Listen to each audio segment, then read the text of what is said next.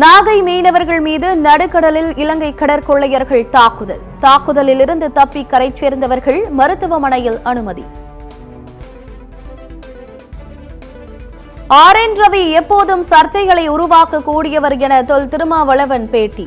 மத்திய அரசு அவரை விரைவில் திரும்ப பெற வேண்டும் எனவும் வலியுறுத்தல்.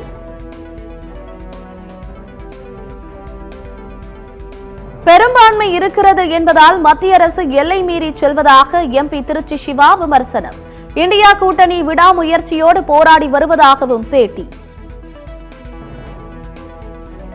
சேலத்தில் ரயில் மறியல் போராட்டத்தில் ஈடுபட்ட விசிகவினர் 34 பேர் மீது வழக்கு பதிவு. அனுமதியின்றி போராட்டத்தில் ஈடுபட்டதாக கூறி காவல்துறை நடவடிக்கை.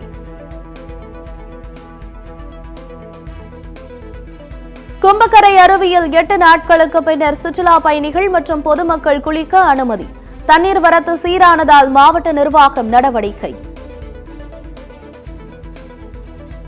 பாளையங்கோட்டை அரசு மருத்துவமனையில் வெந்நீருக்காக தனியார் உணவு விடுதியில் வரிசையில் இருக்கும் நோயாளிகளின் உறவினர்கள். மகப்பேறு வார்டில் குளிர்காலத்தில் வெந்நீர் கிடைக்கவில்லை என கடும் குற்றச்சாட்டு. நெல்லை எக்ஸ்பிரஸ் ரயில் புறப்படும் நேரம் மாற்றம். ஜனவரி 1ஆம் தேதி முதல் மாற்றப்படுவதாக தெற்கு ரயில்வே அறிவிப்பு.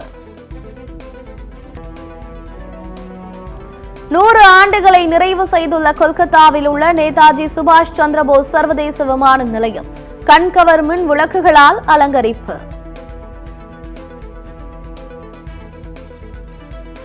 ஆந்திராவில் வீட்டுக்கு வந்த பார்சலில் ஆண் சடலம் இருந்ததால் பரபரப்பு. 1,30,00,000 ரூபாய் கொடுக்க வேண்டும் எனவும், இல்லையெனில் பல இன்னல்களை சந்திக்க வேண்டி வரும் எனவும் சடலத்துடன் கடிதம். நேபாளத்தில் மிதமான நிலநடுக்கம் ரிக்டர் அளவில் 4.8 பதிவு.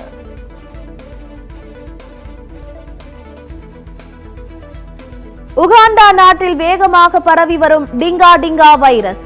வைரஸால் பாதிக்கப்பட்டோர் 1 வார காலத்துக்குள் குணமடைந்து விடுவதாக அறிவிப்பு.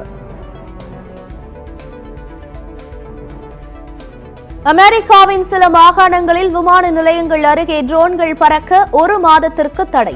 வெளிநாட்டு சதி திட்டத்தை தடுப்பதற்கான நடவடிக்கை என அறிவிப்பு.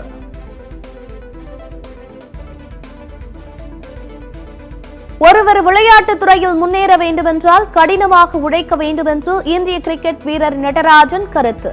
சேலம் அருகே கிரிக்கெட் விளையாட்டு மைதானத்தை திறந்து வைத்த பின்னர் பேட்டி.